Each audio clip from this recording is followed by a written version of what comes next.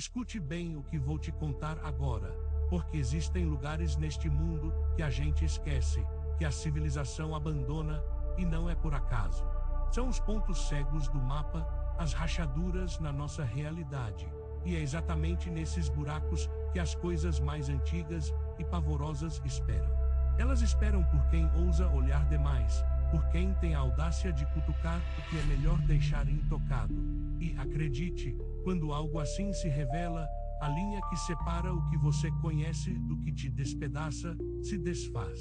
Foi numa dessas frestas esquecidas que o Dr. Elias Teixeira encontrou o seu inferno particular. Elias não era um homem de contos de fadas, nem de fantasmas.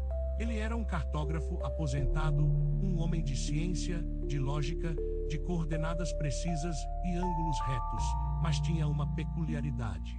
Uma obsessão em corrigir os erros dos mapas antigos, em desvendar as áreas em branco. Ele dizia que os maiores mistérios estão onde o lápis falhou. Mal sabia ele o quão literal essa frase se tornaria. A história dele começou com um mapa, como tantas outras, um atlas do século XIX, empoeirado, de uma região remota de Minas Gerais. Lá entre os picos serranos e a densa Mata Atlântica, havia uma anomalia irritante, uma área considerável, marcada apenas com um vago, terra ignota, cercada por rios que simplesmente desapareciam. Nenhum vilarejo, nenhuma estrada, nada. Como se o lugar tivesse sido deliberadamente omitido, ou pior, apagado. A curiosidade de Elias virou uma coceira na mente. Ele pesquisou, cruzou dados, consultou outros mapas, mas aquele vazio persistia. As coordenadas geográficas eram inconclusivas. Era como se a própria existência daquele pedaço de terra fosse um sussurro, uma mentira que ninguém se atrevia a confirmar. E foi por isso que ele decidiu ir. Levou meses para planejar a viagem, para equipar seu jipe velho e preparar os instrumentos. Ele ia para onde ninguém mais tinha ido, para preencher a lacuna. Ele ia para Fim da Linha. O nome do vilarejo já era um aviso. Fim da Linha não estava sequer nos mapas mais recentes. Era um aglomerado de casas de pau a pique e telhados de zinco corroído, perdido no meio do nada, a dezenas de quilômetros da civilização mais próxima.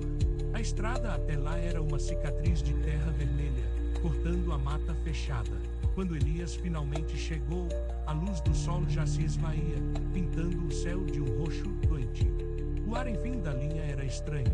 Não cheirava a fumaça de lenha ou a terra molhada. Tinha um cheiro metálico, azedo, como o de chuva em pó ou mofo antigo. E o silêncio, o silêncio.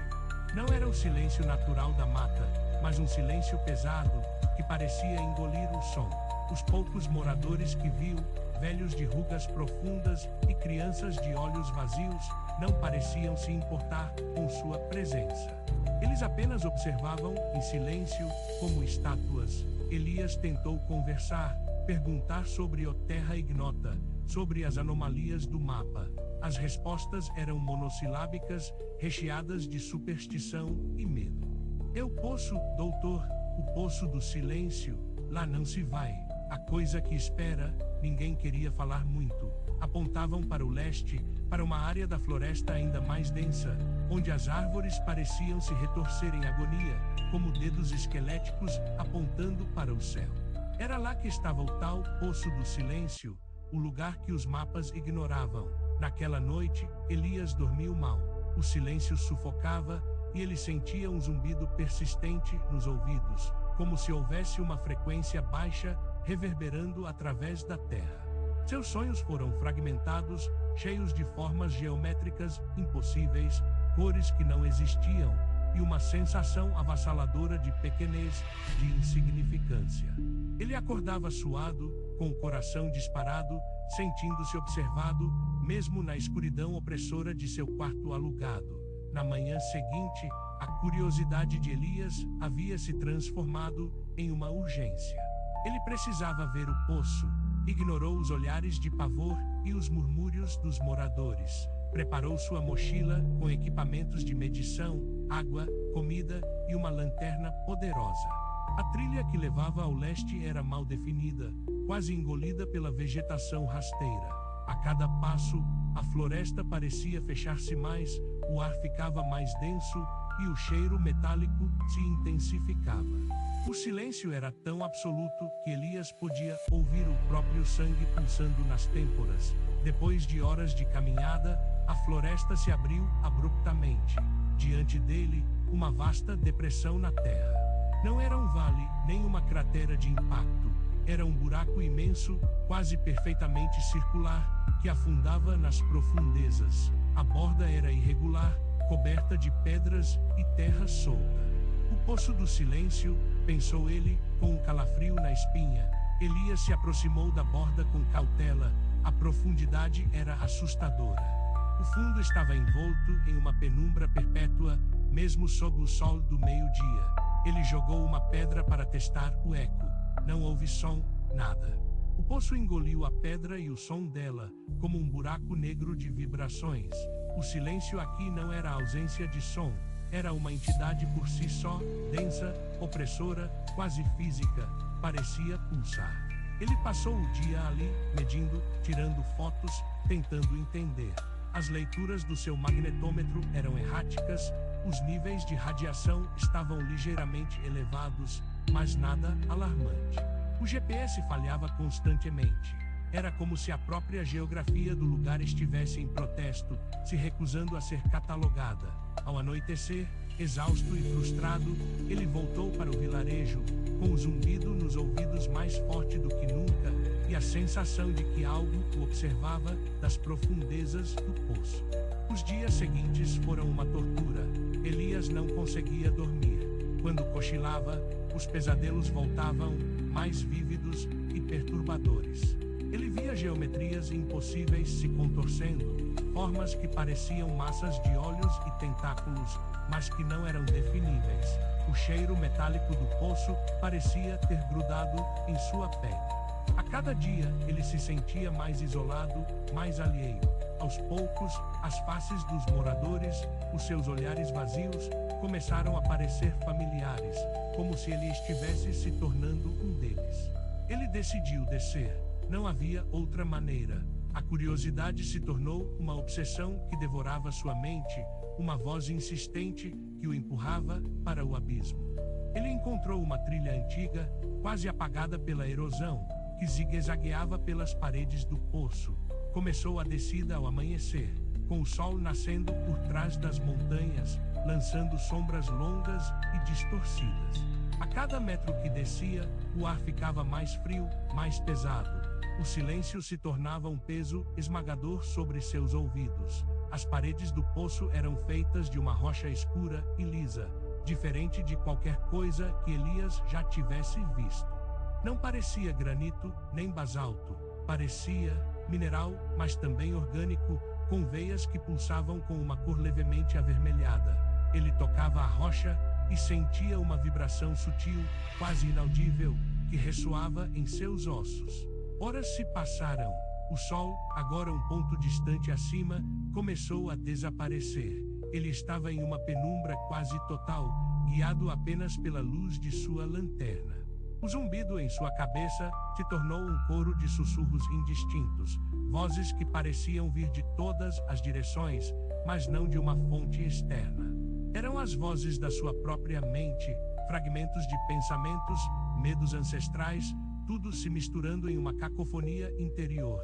Finalmente, ele chegou ao fundo. O que ele encontrou não era um monstro, nem um templo, nem um artefato. Era algo muito pior. No centro do poço, erguia-se uma formação rochosa, imensa.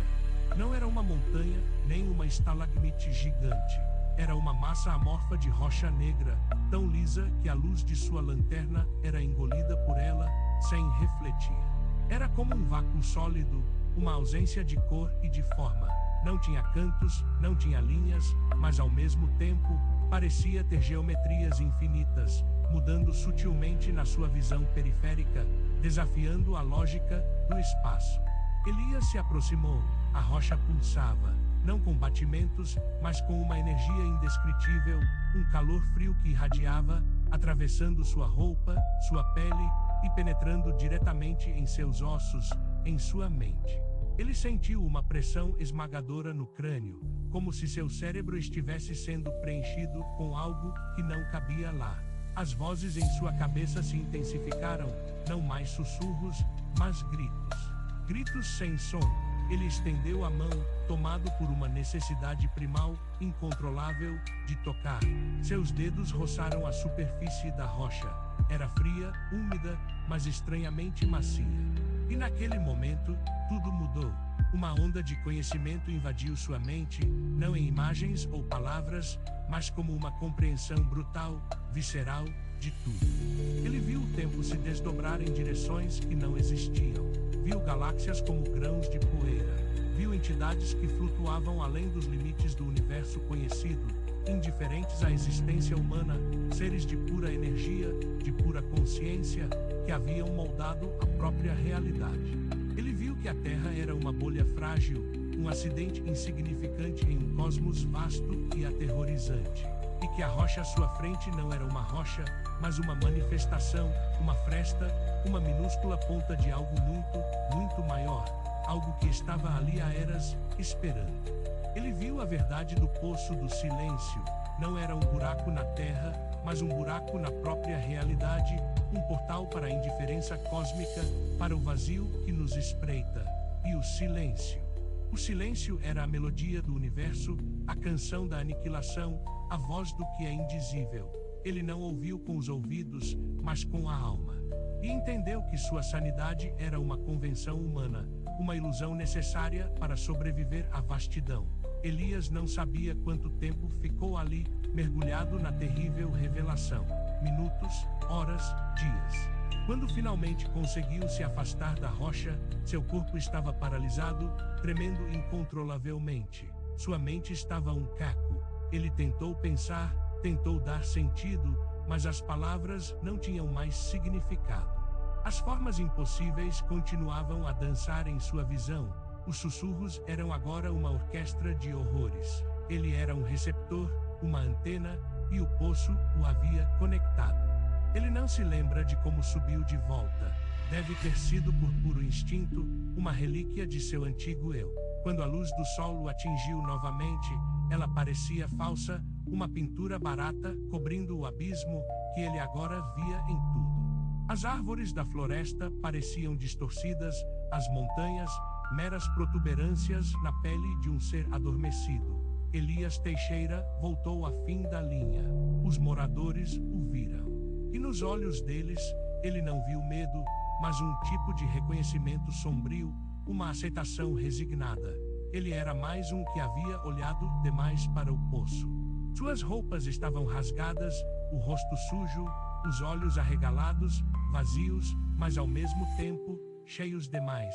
Cheios de um conhecimento que nenhum humano deveria possuir.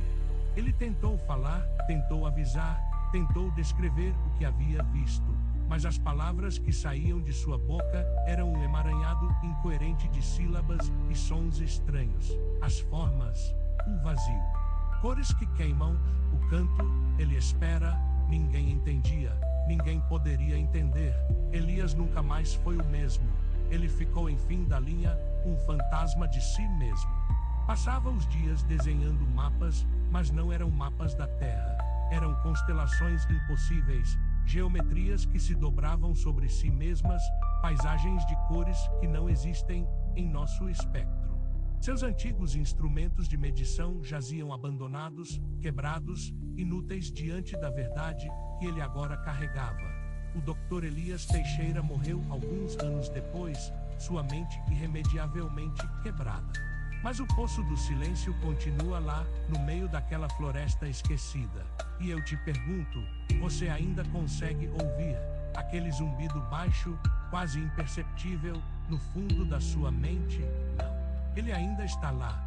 E talvez a única razão pela qual você não o ouve é porque, por enquanto, você ainda não olhou fundo o suficiente.